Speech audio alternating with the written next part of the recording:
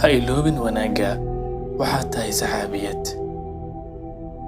Sawiro mowqifkan cajiibka ah waxaa ka soo tagtay gurigaagii oo ku yaalay magaalada Makka, waxaana u soo hijrootay magaalada Madiina adiga oo raacayo qalbigaaga iyo diintaada iyo nebigaaga, iyadoo wax walba oo ku khuseeyana ay u hiloobayaan magaalada Makka. Jaceylka u qabta Kacbadana wuu sugi la'yahay daqiiqada ku kulan doonto aragtida Kacbada. Nebigana uu kuu sheegay markaasi inuu u go'aansaday furashada magaalada Makka, qalbigaagana wuu aad ugu farxay warkaas. Balse Nebiga sallallahu alayhi wasallam wuu idinka dalbaday markaas in arrinka uu sir ahaado, maadaama uu dagaalku yahay dhagar.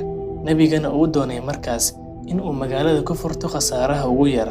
Habeenkaasna waxaa seexatay adiga oo ku riyoonayo daqiiqadahaas qiimaha badan ee aad arki doonto carrada magaalada Makka iyo sida loo burburinayo sanamyada. Sidoo kalena aad arki doonto Bilaal oo korayo Kacbada si uu codkiisa ugu addimo isaga oo leh Allahu Akbar.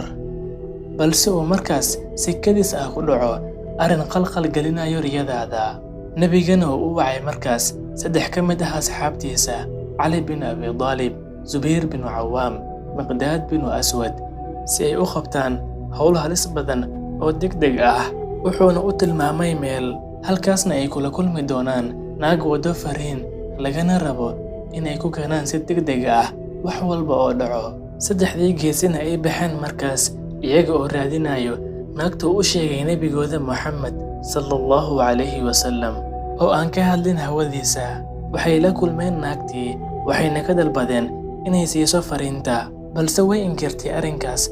Markaasna waxay ku yiraahdeen ama fariinta ayaa keenaysaa ama dharka ayaan kaa dhigaynaa.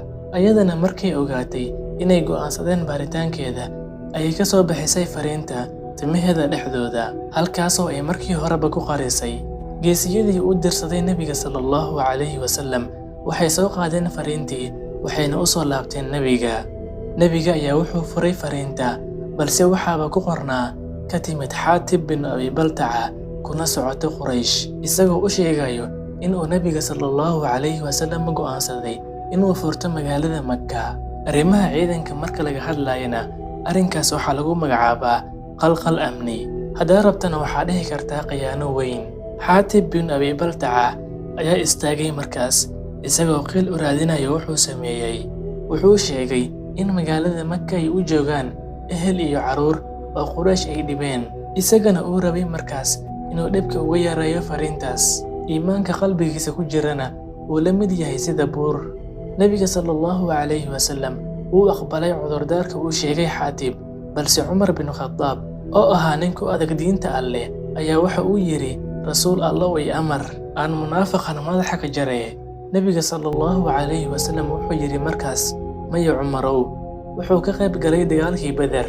Ahlu Badarna Allah subxaanahu wa tacaala ayaa waxa uu ka yiri: sameeya wixii aad rabtaan, dembigiina waan dhaafay.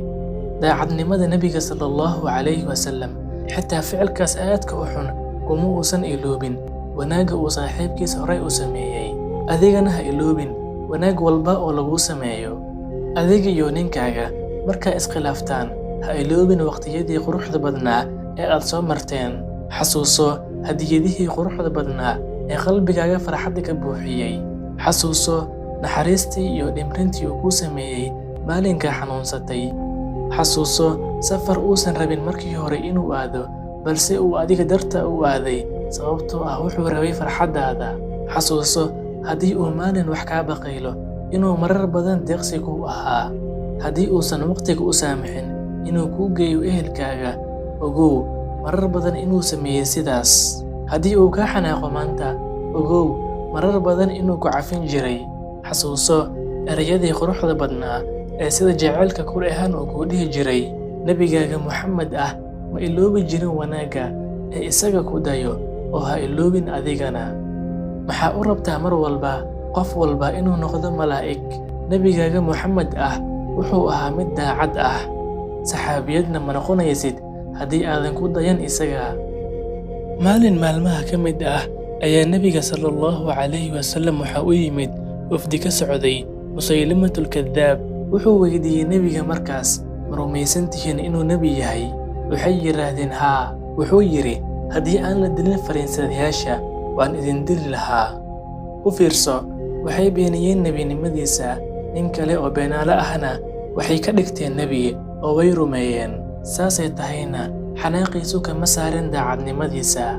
Haddii fariinsada gaal ah aan lagu dilin gaalnimadiisa oo la siinayo amni lana karaamaynayo, ninka muslimka ah soo xaq uma lahan daacadnimo. Walaasha, sodohda, saaxiibta iyo naagta deriskaaga ah soo xaq uma lahan daacadnimada. Noqo mid daacad ah si aad u noqoto mid u qalanto inay noqoto saxaabiyad. Noqo mid daacad ah si aad u noqoto mid u qalanto inay noqoto saxaabiyad.